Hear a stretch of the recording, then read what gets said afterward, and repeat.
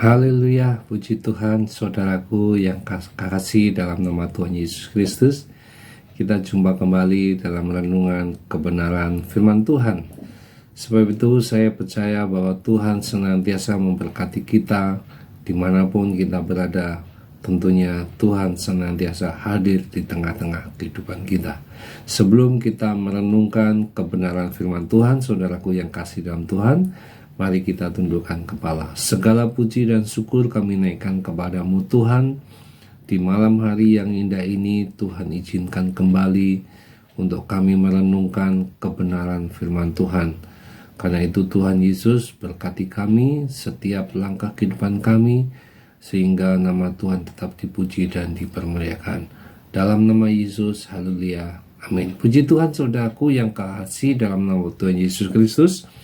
Pada malam hari ini kita akan merenungkan kebenaran firman Tuhan, ya, yang saya ambil di dalam Yohanes 20 ayat 1 sampai yang ke 10. Yohanes 20 ayat 1 sampai 10. Saudara sudah menemukan dan saya akan membacakan kebenaran firman Tuhan. Demikian bunyi firman Tuhan. Kebangkitan Yesus. Pada hari pertama minggu itu, pagi-pagi benar ketika hari masih gelap, pergilah Maria Magdalena ke kubur itu dan ia melihat bahwa batu telah diambil dari kubur. Ia berlari-lari mendapatkan Simon Petrus dan murid yang lain yang dikasihi Yesus dan berkata kepada mereka, "Tuhan telah diambil orang dari kuburnya, dan kami tidak tahu di mana ia telah diletakkan."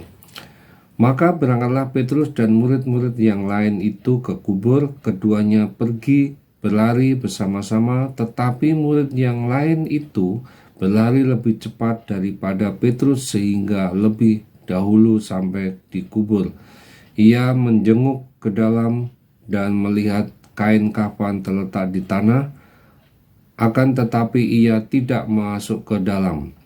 Maka datanglah Simon Petrus juga menyusul dia dan masuk ke dalam kubur itu. Ia melihat kain kafan terletak di tanah, sedangkan kain peluh yang tadinya ada di kepala Yesus tidak terletak dekat kain kafan itu, tetapi agak di samping di tempat yang lain dan sudah tergulung. Maka masuklah juga murid yang lain yang lebih dahulu sempat di kubur itu, dan ia melihatnya dan percaya, sebab selama itu mereka belum mengerti isi kitab suci yang mengatakan bahwa ia harus bangkit dari antara orang mati. Lalu pulanglah kedua murid itu ke rumah. Saudaraku yang kasih dalam Tuhan Yesus Kristus, renungan pada malam hari ini saya ambil judul yaitu Kebangkitan Kristus Membawa Kehidupan. Nah, saudaraku yang kasih dalam, berita tentang kebangkitan Kristus itu, saudaraku yang kasih, pada yang ketiga bukanlah isapan jempol atau gosip ataupun sensasi murahan, melainkan sebuah fakta, ya. Kebangkitan ini merupakan, saudaraku, penggenapan dari apa yang Kristus sendiri sampaikan terhadap murid-murid saat itu yang ada di Galilea. Nah, saudaraku yang kasih dalam Tuhan, peristiwa kematian Kristus di kayu salib menjadi puncak, saudara, kesukaan besar bagi seluruh pemimpin Yahudi. Misalnya contohnya imam besar, ahli Taurat, dan orang-orang Farisi. Peristiwa kematian Kristus di kayu salib itu menjadi puncak kesukaan bagi orang seluruh pemimpin Yahudi. Nah, orang-orang Saduki dan bahkan rakyat kebanyakan. Itulah sebabnya, saudaraku yang kasih dalam Tuhan, begitu mendengar tentang kebangkitan Kristus itu, saudaraku yang kasih, mereka pun kelabakan.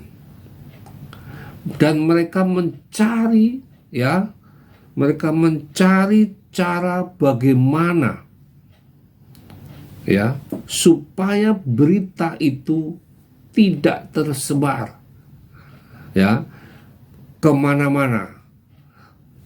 Oleh karena itu, saudaraku yang kasih dalam Tuhan, mereka pun memberi sejumlah uang kepada seorang prajurit, ya, agar mereka mau menutup mulutnya. Nah, saudaraku yang kasih dalam Tuhan, meskipun demikian, saudaraku yang kasih, kalau kita membaca di dalam Matius 28 ayat 12 sampai 13, saudaraku yang karena bagaimana kehidupan, kita baca dulu ayat 12, dan sesudah berunding dengan tua-tua, mereka mengambil keputusan lalu memberikan sejumlah besar uang kepada serdadu itu. Dan mereka berkata, kamu harus mengatakan bahwa murid-muridnya telah datang malam-malam dan mencurinya ketika kamu sedang tidur. Nah, jadi mereka berusaha supaya berita tentang kebangkitan Kristus itu jangan sampai tersebar, dan mereka mengambil keputusan memberi uang, ya. Kebangkitan Kristus ini sebagai penegasan, saudaraku yang kasih dalam Tuhan, ya. Namun dikatakan apa? Kabar kebangkitan terus tersiar kemana-mana. Uang tutup mulut, ya, tidak mampu membeli membeli kebenaran, ya, bahwa Kristus benar-benar telah bangkit. Nah, saudaraku yang kasih, kebangkitan Kristus sebagai penegasan bahwa Ia adalah hidup. Di dalam Dia ada kehidupan. Haleluya. Puji Tuhan, saudaraku yang kasih dalam Tuhan Yesus Kristus, bahwa kebangkitan Kristus itu, saudara, sebagai penegasan bahwa Ia adalah kehidupan. Kehidupan yang bukan hanya sekedar hidup, ya, melainkan kehidupan kekal. Ya, kebangkitan Kristus, saudaraku yang kasih, telah bangkit, maka setiap orang yang percaya kepadanya juga akan mengalami kebangkitan. Nah, saudaraku yang kasih dalam Tuhan, jelas sekali dikatakan di dalam Matius 28 ayat 12 sampai 13. Nah, itu adalah merupakan satu supaya orang tidak mengakui tentang kebangkitan Kristus. Mereka berusaha untuk menutup-tutupi. Tetapi kita sebagai orang yang percaya, saudara, kebangkitan Kristus itu merupakan Tuhan yang menegaskan bahwa Ia adalah hidup. Nah, oleh karena itu, kalau kita membaca di dalam Yohanes 11 ayat 25, dikatakan apa? Akulah kebangkitan dan hidup. Barang siapa percaya kepadaku, ia akan hidup walaupun ia sudah mati. Nah, saudaraku yang kasih dalam Tuhan, sangat disayangkan sekali tidak semua orang mau percaya, ya. Tidak mau percaya kepada Kristus, bahwa mereka tetap menganggap bahwa Kristus itu saudara? Taklah lebih dari manusia biasa, ya, bukan Tuhan. Tetapi kini semua tergantung pilihan kita. Apakah kita itu keputusan kita mau beroleh hidup yang kekal atau mengalami kehidupan yang binasa. Nah, oleh karena itu, saudaraku yang kasih dalam Tuhan Yesus Kristus, kalau kita membaca di Yohanes 14 ayat 6b, dikatakan tidak ada seorang pun yang datang kepada Bapa kalau tidak melalui aku. Nah, oleh karena itu, saudaraku yang kasih dalam Tuhan Yesus Kristus, bahwa kebangkitan, ya, Kristus bangkit adalah bukti bahwa Dia adalah saudara? Tuhan. Nah, kita sebagai orang percaya kepada Tuhan Yesus Kristus, kita bersyukur kepada Tuhan karena Tuhan adalah kehidupan. Nah, oleh karena itu, kita sebagai anak-anak Tuhan, mari kita tetap percaya. Kita harus semakin percaya dan kita semakin setia kepada Tuhan, karena Tuhan bukanlah Tuhan yang biasa, tetapi Tuhan yang hidup. Nah, oleh karena itu, kebangkitan Kristus, saudaraku yang kasih, adalah bukti. Bukti apa? Bahwa Dia adalah Tuhan.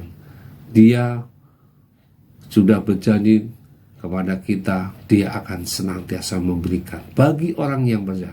Tetapi terserah kepada kita bagaimana keputusan kita. Tentunya keputusan ini janganlah disia-siakan, tetapi mari kita ambil, kita bersyukur kepada Tuhan, karena kehidupan kita adalah kehidupan. Tuhan memberikan satu janji yang luar biasa, yaitu kehidupan yang kekal. Oleh karena itu, saudaraku yang kasih dalam Tuhan, dengan kebangkitan Kristus, saudara,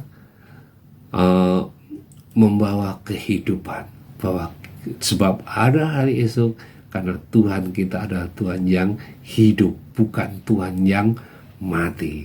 Oleh karena itu, saudaraku yang kasih, kita bersyukur kepada Tuhan yang mereka rela mati bagi kita. Mari kita tundukkan kepala. Segala puji dan syukur kami naikkan kepadamu Tuhan. Buat malam hari ini, Tuhan izinkan kembali kami untuk merenungkan kebenaran firman-Mu. Karena firman-Mu itulah Tuhan yang memberikan kekuatan kepada kami.